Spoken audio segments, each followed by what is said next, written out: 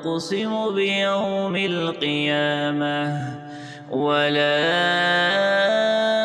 أقسم بالنفس اللوامة أيحسب الإنسان أن لن نجمع عظامه بلى قادرين على أن نسوي بنانه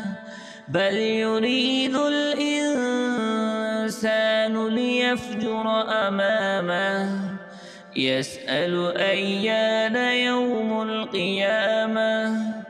فإذا برق البصر وخسف القمر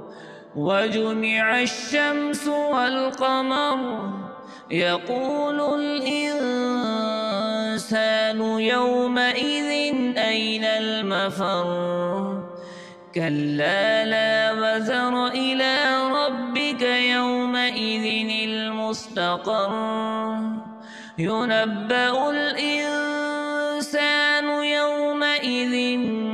بما قدم وأخر بل الإنسان على نفسه بصيرة ولو ألقى معاذيره لا تحرك به لسانك لتعجل به إن علينا جمعه وقرآنه فإذا قرأناه فاتبع قرآنه ثم إن علينا بيانه كلا بل تحبون العاجلة وتذرون الآخرة وجوه يومئذ ناظرة إلى ربها ناظرة ووجوه يومئذ باصرة تظن أن يفعل بها فاقرة كلا إذا بلغت التراقي وقيل من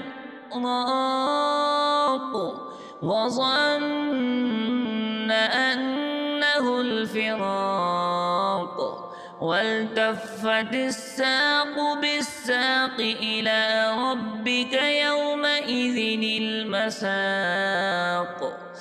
فلا صدق ولا صلى ولكن كذب وتولى ثم ذهب إلى أهله يتمطى أولى لك فأولى ثم أولى لك فأولى أيحسب الإنسان أن يترك سدى ألم يكن نطفة من مني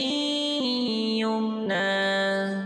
ثم كان علقة فخلق فسوى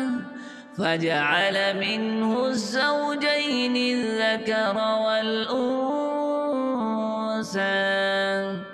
أليس ذلك بقادر على أن يحيي الموتى